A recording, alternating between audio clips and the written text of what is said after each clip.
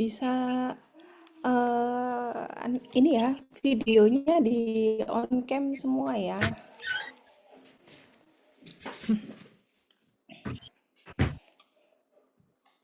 Ini dari angkatan berapa ini yang ikut? Semester berapa, Dek? Semester 5 dan semester 7, Ibu. Oke, ada ini ya, campuran ya, berarti dua angkatan ya. Oke, baik. Ya. Ini tadi saya coba untuk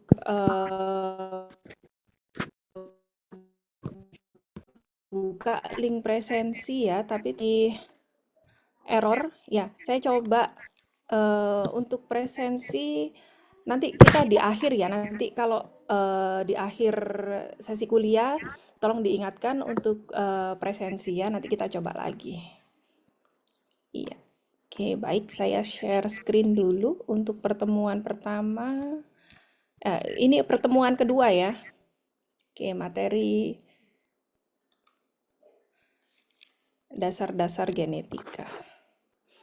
Sudah ada yang punya file PPT saya?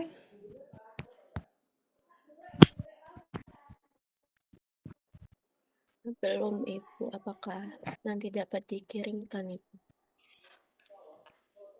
Iya, bisa. Nanti saya kirimkan. Apa sudah kelihatan? Masih belum, Ibu. Belum ya, sebentar.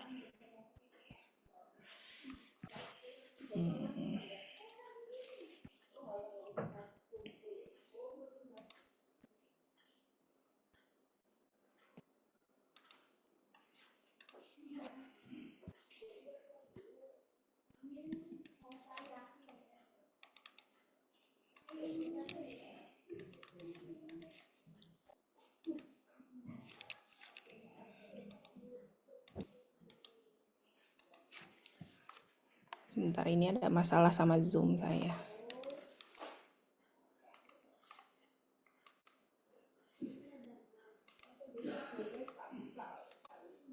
Oke.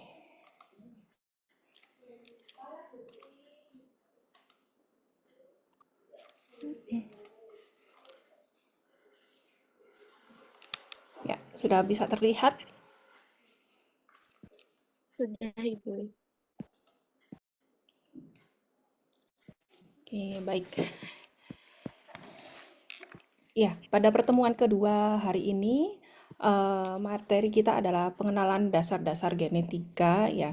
Ini saya yakin kalian sudah belajar ya mengenai dasar-dasar genetika sedikit mungkin waktu SMA dulu ya. Ya, ada yang dulu SMA-nya tidak di IPA. Kalau sekarang SMA-nya apa? Masih ada IPA IPS gitu? Atau ini sains gimana? Semuanya dapat ya? Biasanya di biologi ya. Oke. Ya, ini refreshment ya untuk dasar-dasar genetika. Silakan sebenarnya materi ini kalian bisa temukan ya banyak kalau kalian mau browsing gitu.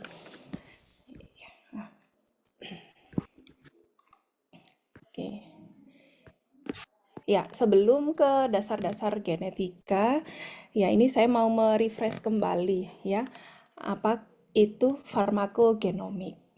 Ya, mungkin di pertemuan yang lalu Pak Mahar sudah menjelaskan ya tentang farmakogenomik ya. Sebenarnya kalian nanti akan belajar apa di sini ya.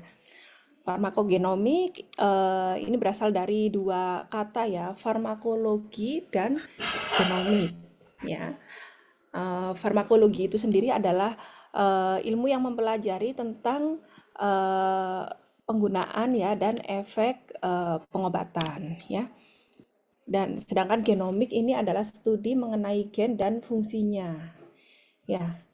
Jadi terminologi dari farmakogenomik itu sendiri adalah ilmu yang mempelajari tentang bagaimana gen ini mempengaruhi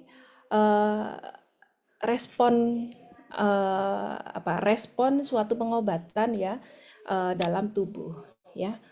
Nah, karena ini berbasis genetik ya, jadi akan spesifik setiap individu ya, bisa berbeda-beda ya.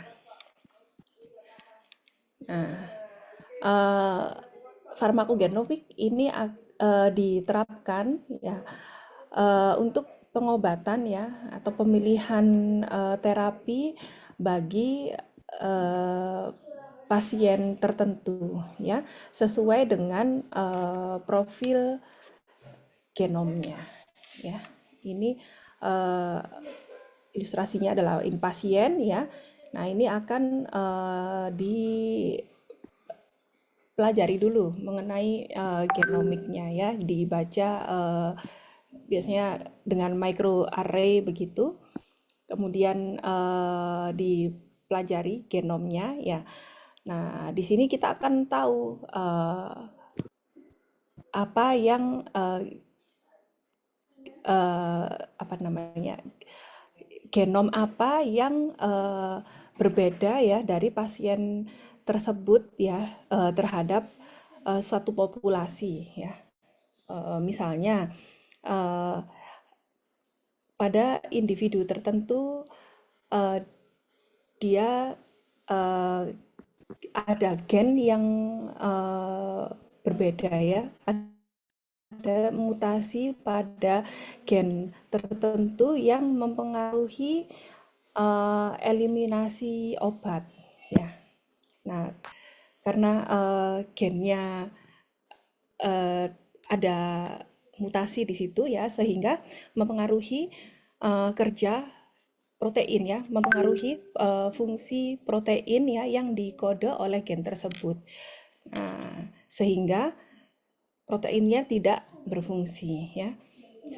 Nah, bila ada mutasi, contohnya mutasi pada gen yang mempengaruhi metabolisme ya, di sitrokrom P450 ya, ada mutasi genetik di salah satu gen di situ. Nah, ini akan mempengaruhi terjadinya metabolisme ya di hati ya, sehingga untuk terapi ya obat-obat yang di metabolisme di hati ini perlu penyesuaian ya. Salah satunya ya dengan menurunkan dosis ya, karena obatnya ini di metabolisme secara lambat mungkin ya. Nah, sehingga dosisnya perlu diturunkan ya supaya untuk menghindari efek toksik pada individu tersebut ya. Nah, ini untuk yang normal ya, umpamanya satu pasien ya dapat satu dosis ya sesuai dengan dosis normal ya. Mungkin pada individu tertentu ya yang ada perbedaan ya. Nah, ini mungkin bisa butuh untuk penurunan dosis ya. Nah, ada juga yang memerlukan dosis yang ganda ya. Ada juga yang tidak dapat menerima terapi tersebut ya.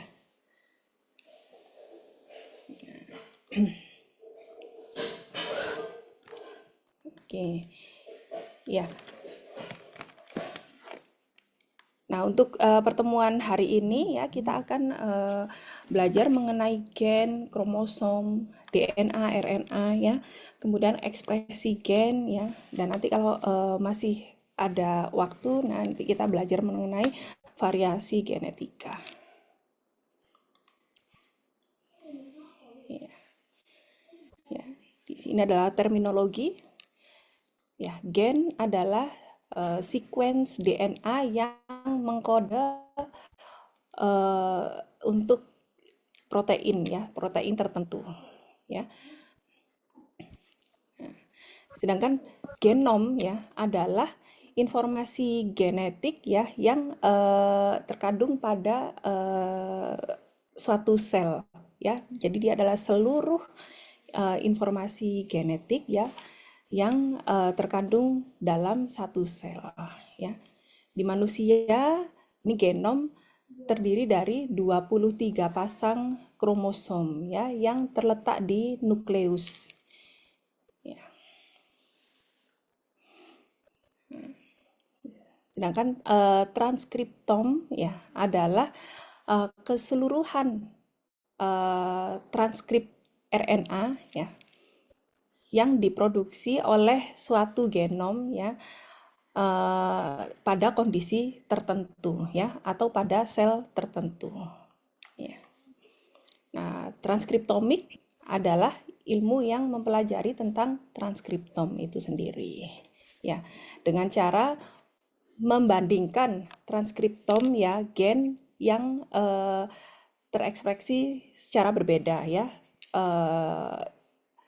karena pengaruh pengobatan ya atau keadaan tertentu ya. Jadi untuk mengetahui apakah gen pada manusia ini mempunyai perbedaan dengan dari satu populasi lainnya ya, ini nanti akan dipelajari ini transkriptomiknya ya, dipelajari dalam transkriptomik. Nah, tadi ada transkriptom ya, ada genom, transkriptom ya, kemudian ada lagi proteom ya. Proteom adalah seluruh protein yang diekspresikan oleh genom ya pada satu sel atau individu tertentu ya.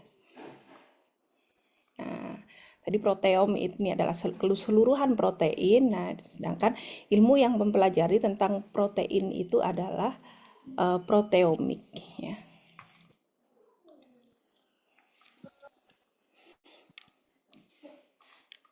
Nah, ini ada apabila DNA ya, keseluruhan dari DNA itu adalah disebut dengan genom ya. Kemudian RNA ya. Dari RNA dia DNA ini berfungsi sebagai cetakan ya. Nah, dia akan dalam sintesis ya protein ya ini dari DNA akan diubah menjadi RNA ya. Nah, seluruhan RNA adalah transkriptom ya. Kemudian dari RNA dia akan ditranslasikan menjadi protein ya. Nah, untuk keseluruhan protein yang ada dalam satu sel ya ini disebut dengan proteom ya. Nah, dari protein ini dia akan mempunyai fungsi ya. Fungsinya ini bisa untuk mengkatalisis ya, mengkatalisis suatu reaksi ya, kemudian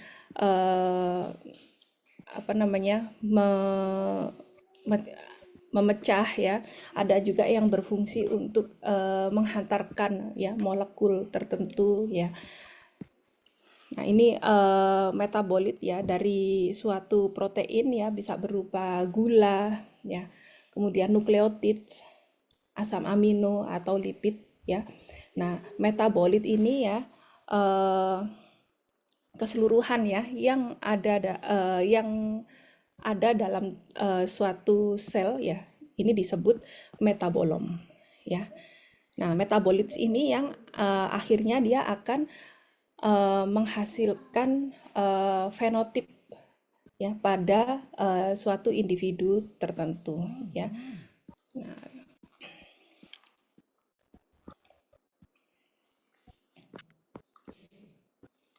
ya pada ini makhluk hidup ya sel merupakan komponen dasar ya dari suatu organisme ya. Ada dua macam sel ya, yaitu prokaryotik dan eukaryotik ya. Prokaryotik contohnya adalah pada bakteri. Ya. Sedangkan eukaryotik ya, ini ada pada jamur, ya, hewan dan tanaman. Ya, dari struktur ya, skematik struktur di sini apa yang membedakan prokariotik ya, sel prokariotik dan eukariotik? Kira-kira apa bedanya?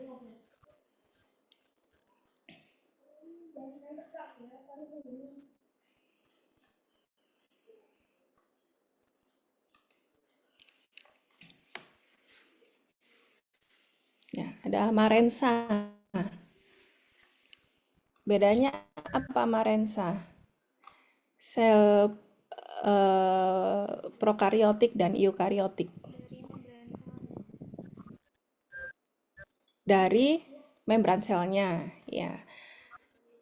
Oke, gimana? Kalau prokariotik gimana membran selnya?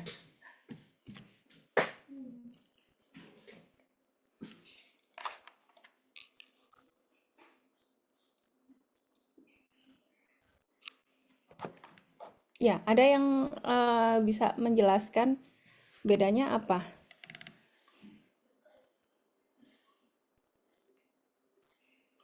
Gimana?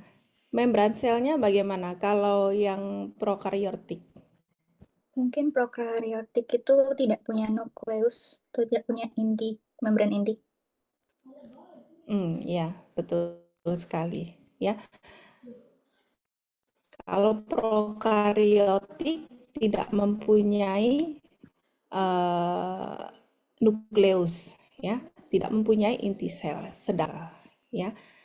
Nah, pada sel eukariotik, ya, informasi genetik itu berada pada nukleus, ya, ada pada inti sel. Nah, di sini, ya.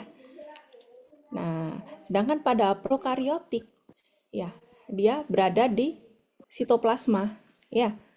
Nah, ini DNA-nya ada di sitoplasma, ya.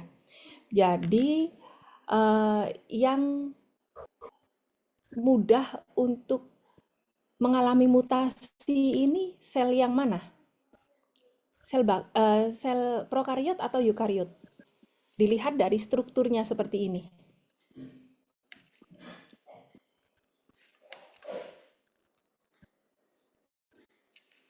Ya, kira-kira yang mana? Prokariotik. Iya, betul, prokariotik, ya. Karena DNA-nya ya dia tidak terlindungi sehingga mudah sekali mengalami mutasi, ya. Sebagaimana kalau bakteri ya, bakteri ini mudah sekali mengalami mutasi sehingga dia mudah sekali mengalami resistensi, ya. Nah, ini nanti kita akan mengenai bakteria, kita akan belajar nanti pada TM ke-13 atau 14, ya. Di sini. Nah, ini kita akan belajar mengenai sel eukariot dulu, ya.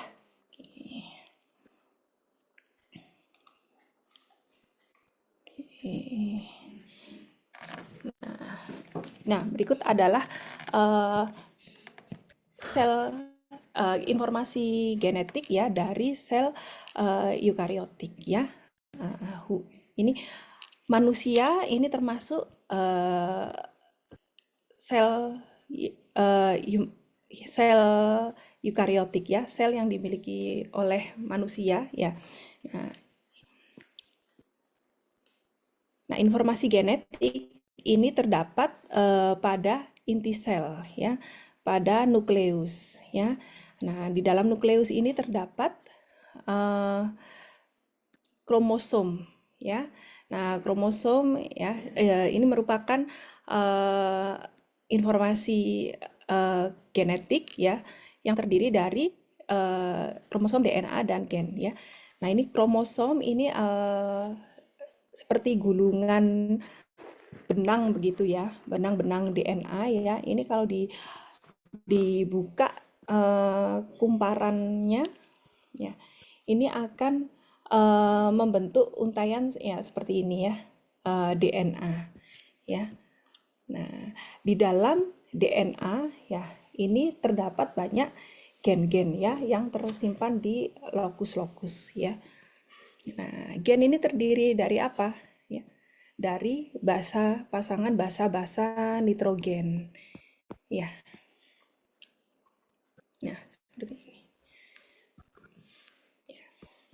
Nah, ini kita sekarang bahas satu persatu ya. Nah, kromosom ini membawa materi genetik ya yang mengkode protein pada setiap sel.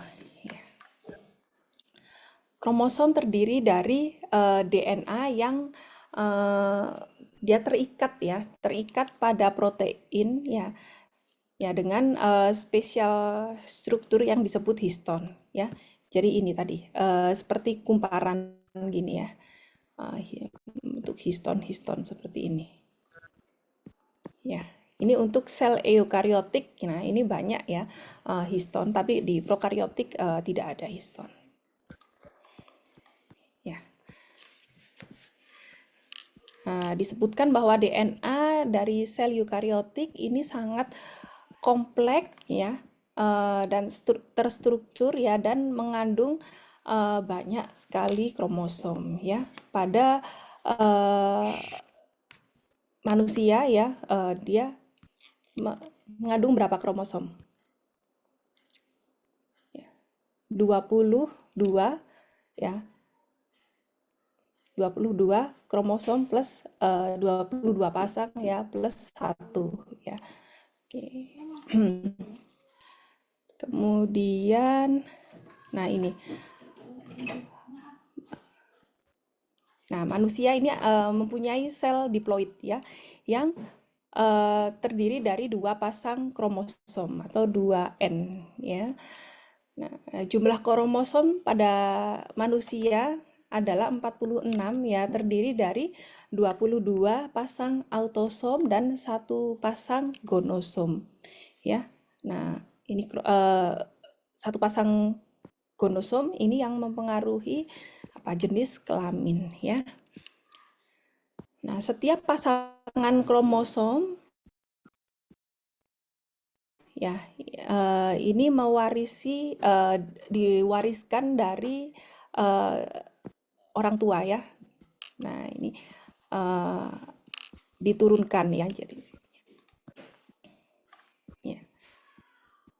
Nah, tadi kromosom ya, ini kalau diuraikan ya. Nah, dia akan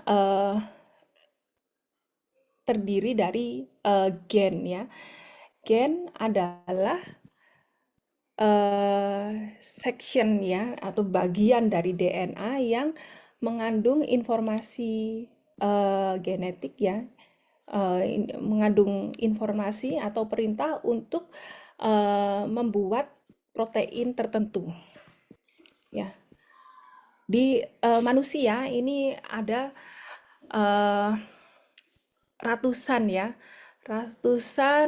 bahkan sampai jutaan nukleotid ya. Nah, ini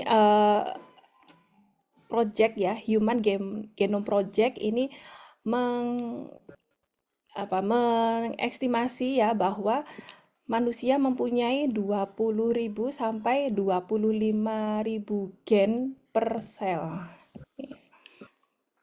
Ya.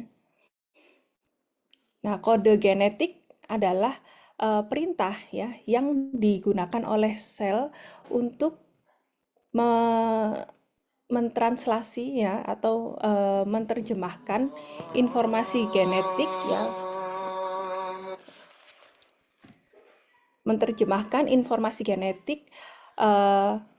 menjadi protein ya. Nah, ini nanti kita akan belajar lebih lanjut ya bagaimana suatu protein itu disintesis. Sequence nukleotid ya dalam DNA ya, ini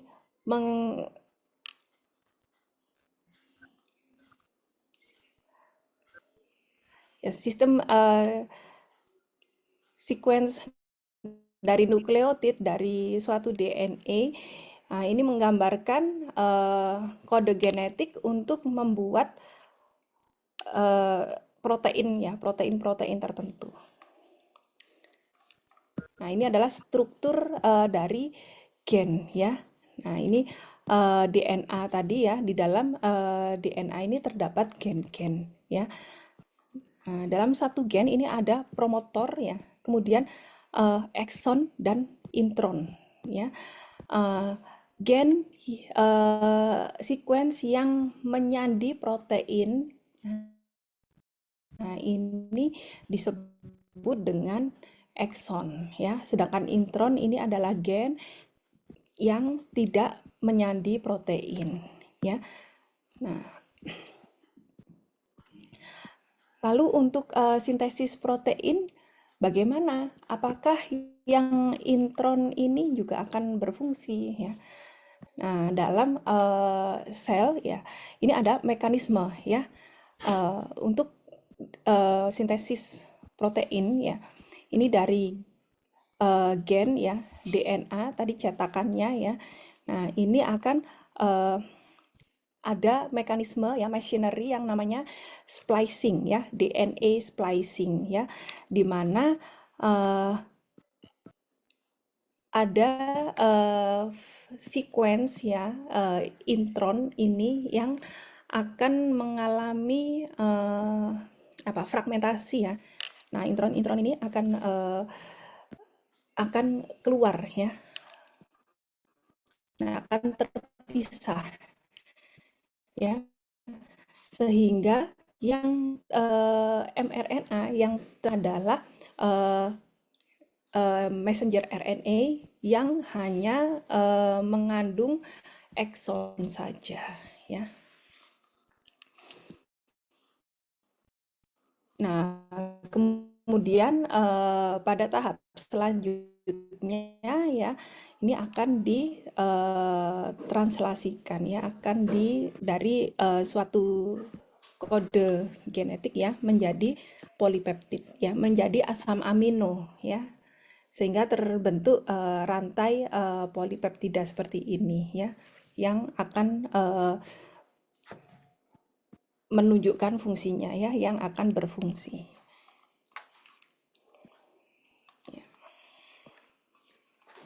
Nah, sekarang alel ya. Tadi ada gen ya. Sekarang ada alel. Alel ini adalah bentuk alternatif dari gen ya, yang ada pada suatu lokus ya. Nah, ini alel adalah pasangan gen ya yang mempunyai efek yang berkebalikan ya dengan alel. Contohnya untuk gen pembentuk rambut lurus ya. Nah, ini alel B-nya ya. Ini membentuk rambut yang keriting. Atau mungkin golongan darah ya, golongan darah A ya. Nah, golongan darah ini kan ada homolog ya. Nah, ini juga dipengaruhi karena alel. Nah, alel terbentuk karena variasi pada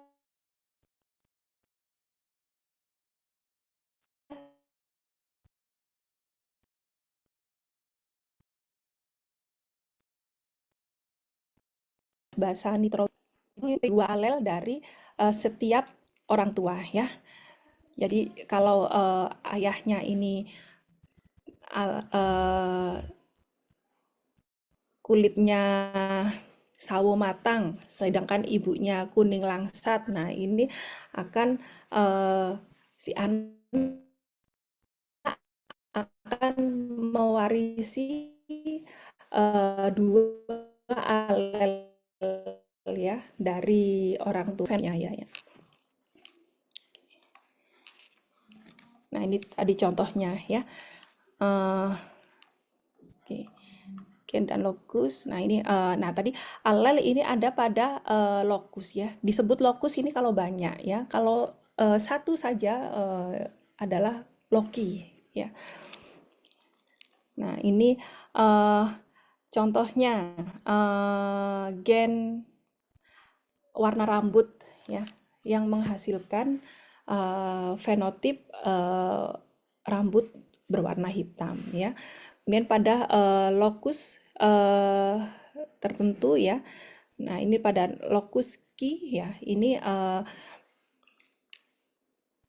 terkandung gen ya,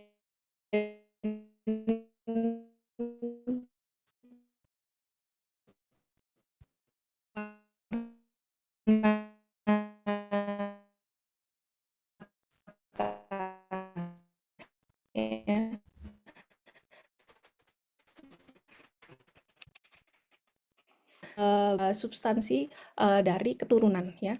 Nah, DNA ini sifatnya adalah diturunkan ya. DNA diatur dalam kromosom ya yang ditemukan di nukleus ya, tadi penjelasan di awal ya. DNA membawa informasi genetik yang diperlukan untuk fungsi dan reproduksi dari makhluk hidup ya, dan juga menurunkan ya informasi genetik dari satu generasi ke generasi yang berikutnya. Ya. Berikut adalah struktur DNA ya. Nah, ini DNA terdiri dari double strand ya, yang dia helix ya. Nah, ini double helix ya, seperti tangga yang berputar. Ya, ada yang tahu kenapa? Kira-kira? Ya. Karena perbedaan dari ikatan ya, jumlah ikatan hidrogen ya pada masing-masing pasangan basa nitrogen ya. Nah, ini nanti kita akan pelajari di slide berikutnya ya. Masing-masing strand ya mempunyai backbone ya atau tulang ini ya, tulang punggung ya, yang terdiri dari gula ya, deoksiribos ya. Gulanya adalah gula deoksiribos dan gugus fosfat ya. Nah, yang menempel ya pada gugus gula deoksiribos itu menempel 4 basa nitrogen yang disebut adenin, sitosin, guanin ya, dan dua strand ya atau dua tangga ya, anak tangga ini dihubungkan dengan ikatan kimia ya. Ya, jadi adenin dia akan berikatan dengan timin ya. Sitosin akan berikatan dengan guanin. Ya. Nah, ini sequence dari rantai DNA ya. Ini mengkode informasi biologis ya, informasi genetik ya. Nah, ini dia mempunyai perintah untuk mensintesis atau membuat protein atau molekul RNA. Ini adalah building block dari DNA. Ini struktur dari masing-masing nukleotids ya. Jadi DNA terdiri dari nukleotids ya. Ini tadi sudah disebutkan. Terdiri dari gugus gula ya yang terikat yang mengikat basa nitrogen dan gugus fosfat ya. Nah, ini basa nitrogennya tadi bisa adenin ya, guanin ya, ini yang disebut purin ya. Kemudian timin dan sitosin ya, ini yang disebut pirimidin.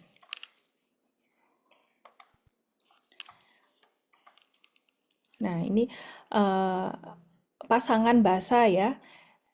Nah, ini timin ya akan berikatan dengan adenin ya, sedangkan sitosin dengan guanin ya. Ini ada ikatan kimia ya, ikatan hidrogen yang menghubungkan antara dua pasang basa tersebut.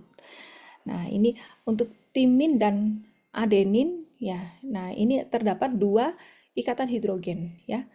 Sedangkan sitosin dan guanin dihubungkan oleh tiga ikatan hidrogen ya. Jadi karena jumlah ikatan hidrogennya itu tidak sama ya, sehingga dia akan membentuk helix begini ya.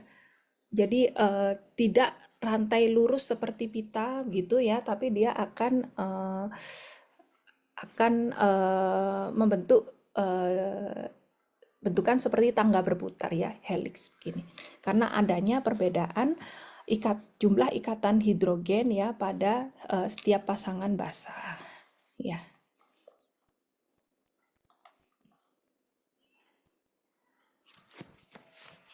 Ya, bagaimana DNA ini bereplikasi ya. Nah, ini DNA ini bereplikasi ya pada saat pembelahan sel ya.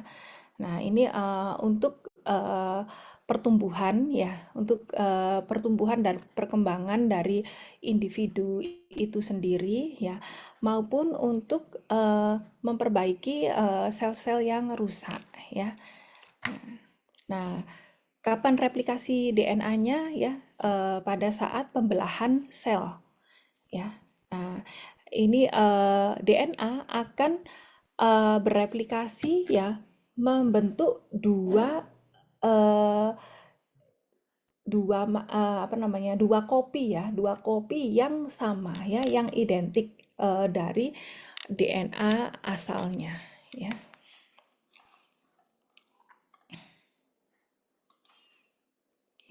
Ya, nah ini berikut adalah ilustrasi ya, ilustrasi skematik dari replikasi DNA ya. Yang pertama adalah helix ya, helix ganda ini akan memecah menjadi dua ya, dua untai ya. Ya, dengan bantuan helikase, enzim helikase ya. Jadi membentuk dua untaian ya. Nah, kemudian enzim primase ya, ini membentuk oligonukleotids ya. Oligonukleotids yang disebut primer ya. Nah, ini adalah primernya ya. Ya, kemudian DNA polimerase ya, ini akan menempel pada untai tunggal tersebut ya. Nah ini kemudian dia akan bergerak sepanjang untai tersebut ya, dan memperpanjang primernya ini. Ya, jadi dari ini adalah leading strand ya. Nah, ini oligonukleotid tersebut ya akan membentuk komplementernya ya. Nah, akan membentuk lagging strandnya ya. Yang kemudian oleh DNA polimerase dia akan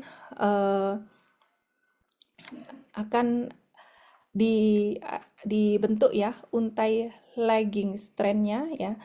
Nah, kemudian mensintesis segmen polinukleotid ya, yang putus-putus ya, kemudian dia akan membentuk DNA yang baru ya, dua kopi yang sama persis seperti DNA asalnya.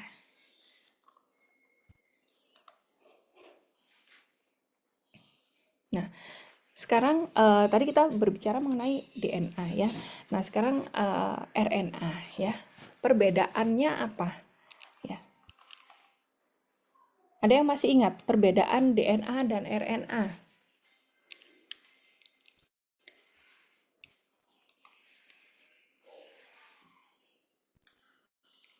Ya, siapa di sini?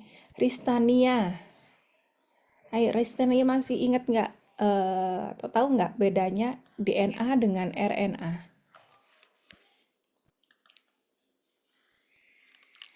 Ini siapa lagi? Ada Kalau ya, kalau DNA itu double strand, kalau RNA single strand. ya betul sekali. Ya, eh, lainnya ada perbedaan yang lain DNA dengan RNA? Bahan nitrogennya Ibu. Kalau RNA pakai ada urasilnya, kalau DNA itu yang T. Ya, timin ya. Oke. Iya, iya betul sekali ya. Iya masih ingat semua ini ya pelajaran SMA mungkin ya. Oke. Nah, iya. Tadi yang DNA itu single strand ya. RNA ini maaf, DNA tadi double strand ya. Sedangkan RNA ini single strand ya. Terdiri dari basan nitrogen, adenin, guanin, sitosin dan urasil. Nah, ini kalau urasil ini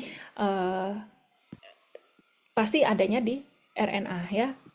Tidak mungkin ada di DNA ya. Fungsi dari RNA adalah untuk memproduksi protein ya. Nah, tipe-tipe RNA ya, ada RNA messenger ya atau mRNA ya. Nah, tadi sudah kita singgung sedikit ya. Nah, ini ada mRNA ini merupakan copy message ya dari DNA dalam nukleus ya. Jadi mRNA ini akan dibawa ya dari ribosom dari nukleotid ini akan pindah ke ribosom ya di dalam sitoplasma ya. Nah, ini karena bentuknya adalah single strand ya. Jadi dia bisa keluar dari inti sel menuju ke ribosom ya. Kalau double stranded DNA dia tidak akan keluar ya. Nah, kemudian tRNA atau RNA transfer ya. Dia fungsinya membaca kode genetik dari mRNA ya dan membawa asam amino ya dari ribosom ke dalam ribosom ya. Kemudian menyusun menjadi untaian protein ya. Nah, ibaratnya ini tRNA ini ya, dia baca ya. Kalau kita ke pasar gitu ya, bawa catatan gitu ya, bawa catatan belanja mungkin yang dulu masih kecil sering disuruh belanja. Ada catatan dari ini ya dari ibunya nanti belanja apa? Mentega, minyak gitu ya. Nah, terus kalian ambil satu-satu barangnya. Nah, ini seperti itu ya. Jadi tRNA ini yang belanja, bawa kode umpamanya AUG gitu ya. Nah, AUG ini mengkode apa? Nah, dia akan mengambil asam aminonya ya. Kemudian dia susun ya, disusun menjadi rangkaian untaian asam amino. Ya. Kemudian ribosomal RNA ya, ini adalah bagian dari ribosom. Nah, ini adalah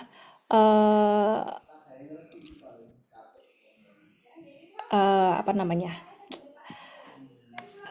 Ini rangkaian ya dari RNA ya. Ini adalah single strand ya. Nah, yang tadi DNA adalah double strand ya dan membentuk helix ya. Sedangkan yang RNA ini tidak ya. Nah, struktur backbone-nya ya sama ya. Di sini gulanya adalah ribonukleat ya.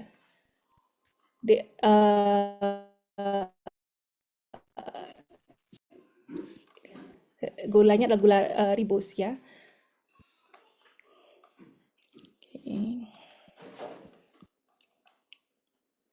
Oke. Nah, Lalu bagaimana sintesis protein itu terjadi ya? Sintesis protein ini merupakan ekspresi ya, bentuk dari ekspresi gen ya, di mana terdapat proses ya, di mana informasi ya yang dikode oleh suatu gen ini diubah ya, sehingga dia membentuk fungsi ya. Jadi dari informasi genetik dari gen tadi ya, ini diubah menjadi protein ya. Yang berfungsi ini apanya? Gennya atau proteinnya ya? Tentu saja proteinnya ya. Oke. Nah, informasi genetik pada suatu gen ya digunakan untuk mensintesis gen fungsional ya, yang memungkinkan untuk produksi produk final ya, atau protein ya, protein atau non-coding RNA ya, yang mempengaruhi fenotip ya, yang mempengaruhi fungsinya dari suatu sel tersebut ya. Nah, pada ekspresi gen ya, kita mengenal istilah sentral dogma ya, atau dogma sentral ya. Nah, dogma sentral ini apa? Ya, dogma sentral adalah proses di mana informasi genetik ini mengalir ya dari DNA ke RNA ya, untuk kemudian dari RNA ya menjadi protein ya, untuk menghasilkan produk protein ini ya. Oke. Nah, ya berikut ya, dari DNA ya menjadi RNA ya, ini ada proses transkripsi ya, yaitu DNA ini menjadi cetakan ya. Transkrip ya, kalau ini diingat-ingat ya, transkripsi ya. Transkrip ini adalah mencetak ya. Nah, apa cetakannya? Yaitu DNA yang telah pecah tadi ya menjadi single strand. Nah, ini leading strand-nya ini merupakan cetakan ya, untuk membentuk RNA. Kemudian dari RNA ya, ini ditranslasikan ya, ditranslasi ya, berasal dari kata translate ya, menerjemahkan ya.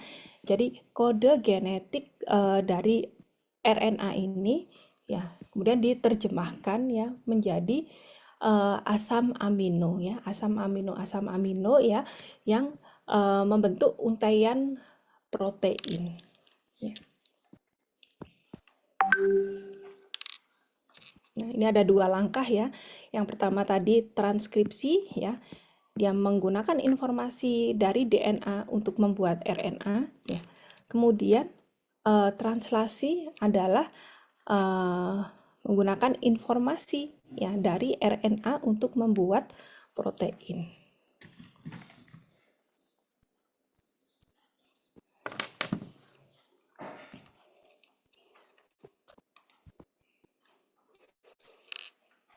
Iya. Transkripsi ya adalah langkah pertama ya pada proses sintesis protein ya, terjadi di nukleus ya. Pada proses transkripsi DNA ini adalah struktur double helix ya, yang mempunyai dua cincin paralel ya, ini ya. Nah, yang masing-masing menjadi template ya untuk memproduksi mRNA ya. Jadi di sini ya template ya dari T ya, dia akan di sini berkaitan dengan ya timin dengan T dengan A ya, dengan adenin ya, sitosin ya dengan guanin ya. Nah, prosesnya ya sebagai berikut. RNA polymerase ya, dia akan berikatan ya pada spesifik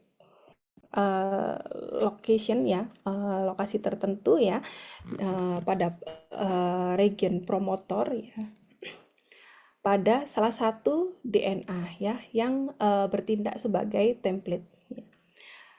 Kemudian enzim polimerase ya akan mensintesis mRNA ya dengan arah yang sama ya sebagaimana template DNA. Ya.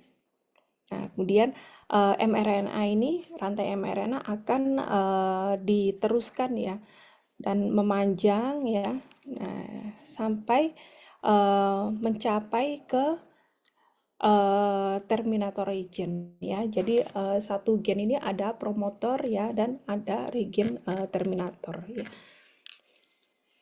Ya, oke.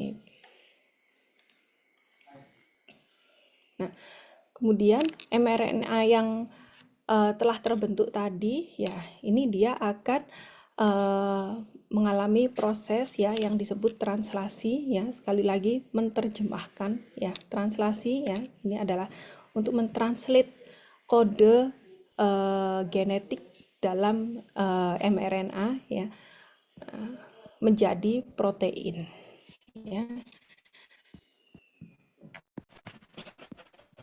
Jadi setelah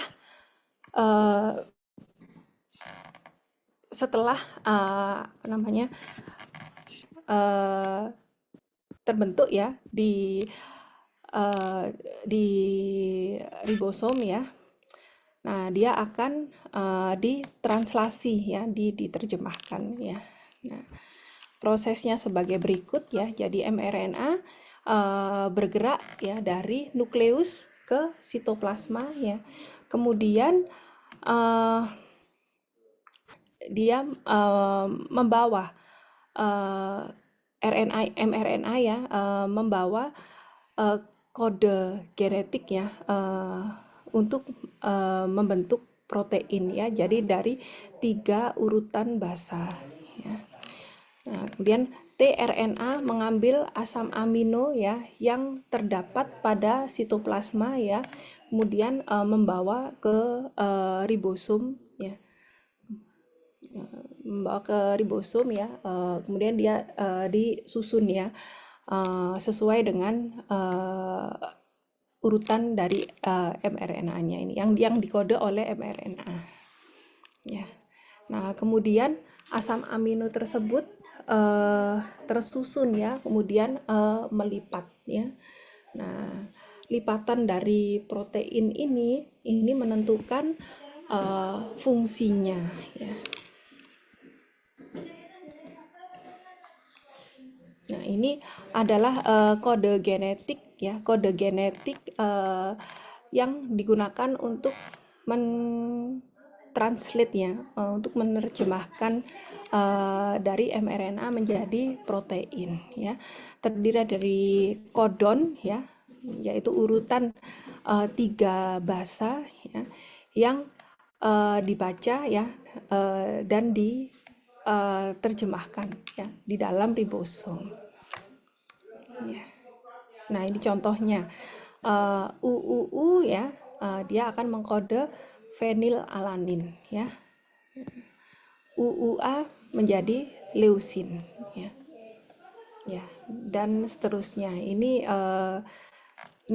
kalian bisa search ya di di internet ya.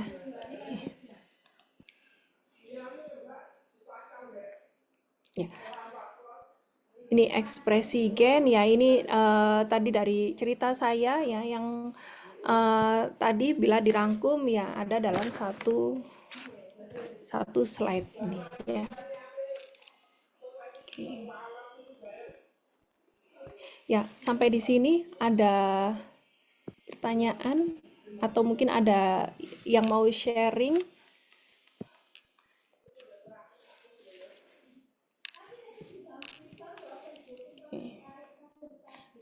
tidak ada, kita ada waktu masih berapa? 40 menit ya. Oke. Kita akan lanjutkan ke variasi genetik ya.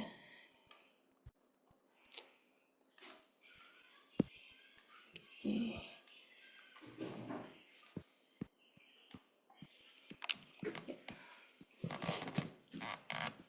Variasi genetik adalah perbedaan ya dalam sequence DNA ya antara individu satu dengan lainnya ya dalam satu populasi dari spesies yang sama ya.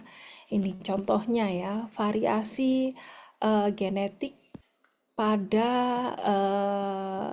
pola kulit kerang ya.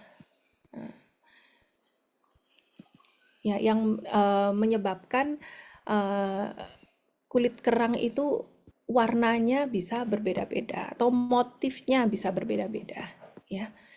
Nah, ini pada populasi burung finch ya. Nah, ini bentuk paruhnya ya juga bisa berbeda-beda ya. Nah, ini dipengaruhi oleh perbedaan sequence dari DNA ya yang menyandi untuk gen pembentuk paruh burung finch tersebut. Ini hal-hal yang sama pada bunga mawar ya, pada populasi atau spesies bunga mawar. Nah, ini bisa menghasilkan warna yang berbeda-beda ya, ada yang merah gelap ya, ada yang agak pink ya, ada yang pink muda seperti ini ya. Nah, ini juga pada kupu-kupu ya, sayap kupu-kupu ini bisa mempunyai motif ya maupun warna yang berbeda-beda ya. Ini adalah variasi genetik pada setiap individu ya dalam antar populasi ya dalam satu spesies ini. Ya. Nah, pada manusia ya. Nah, ini juga ada variasi genetik ya. Sehingga menyebabkan warna kulit yang berbeda ya. Kemudian bentuk bentuk rambut ya. Ini ada yang lurus ya, ada yang keriting ya, ada yang rambutnya tebal, ada yang tipis ya. Ada yang warnanya hitam ya, ada yang warnanya pirang ya. Kemudian warna mata ya. Nah, ini juga variasi pada warna mata ini juga disebabkan oleh variasi genetik ya. Nah, perbedaan gen ya dalam populasi manusia ya ini disebut polimorfisme ya.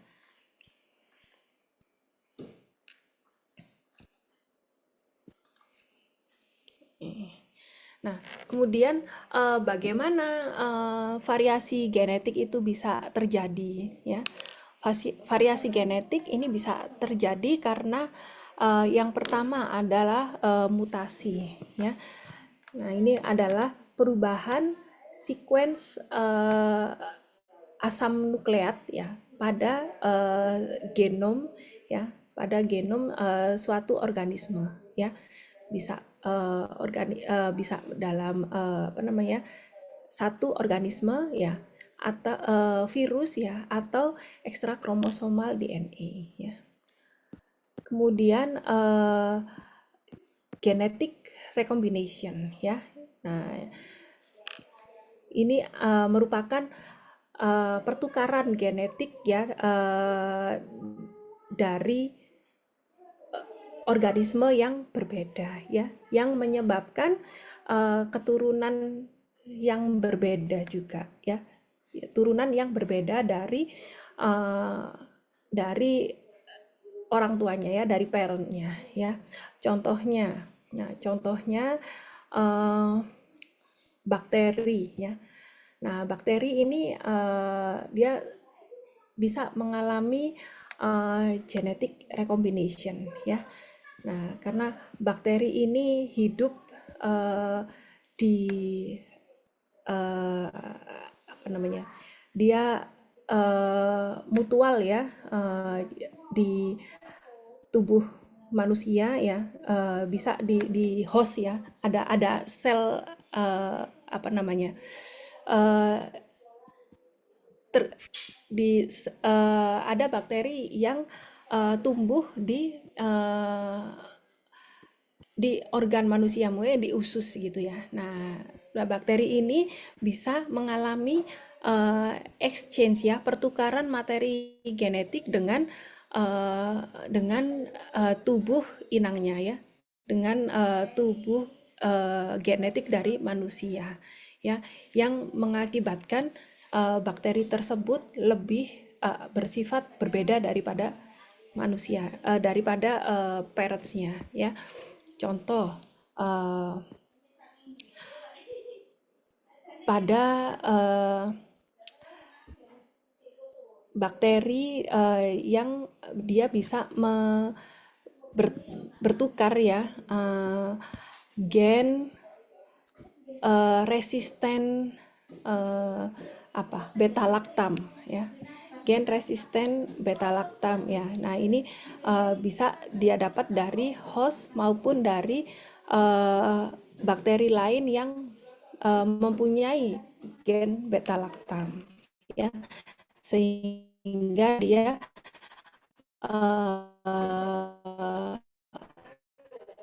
bersifat dia lebih tahan terhadap beta lactam dibanding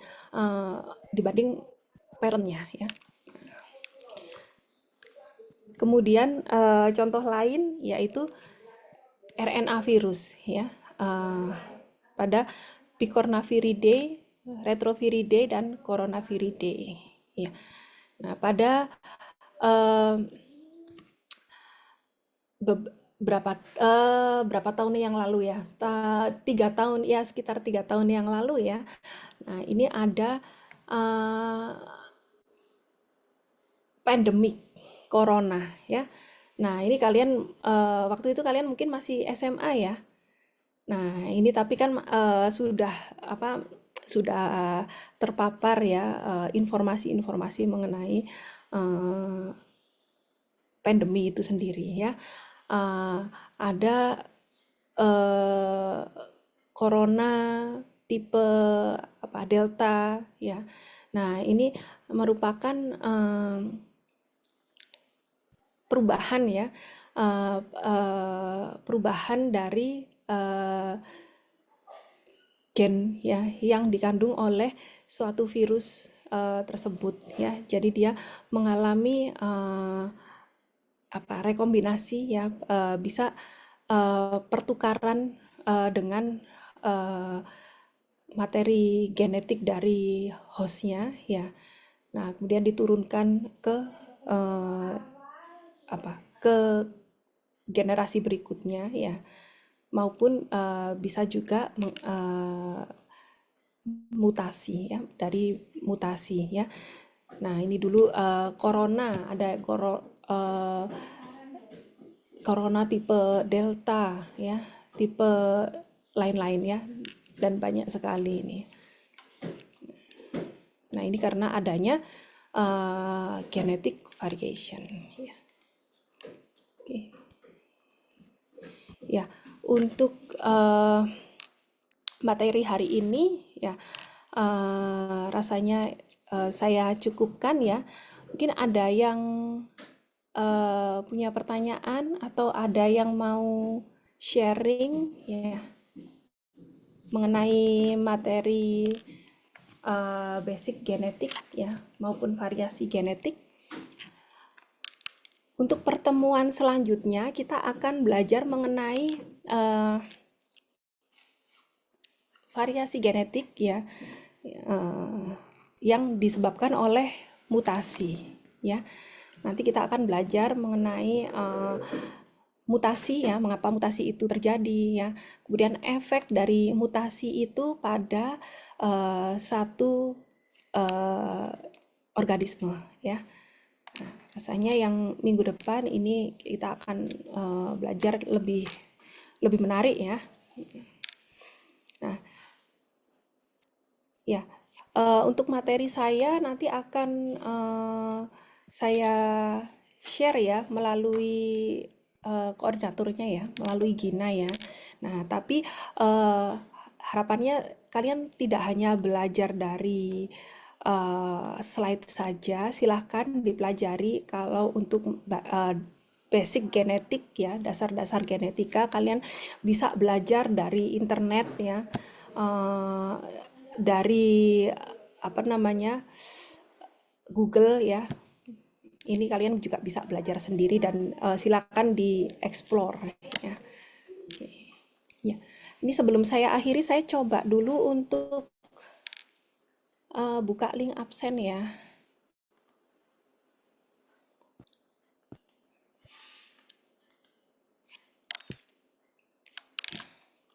Silakan kalau ada pertanyaan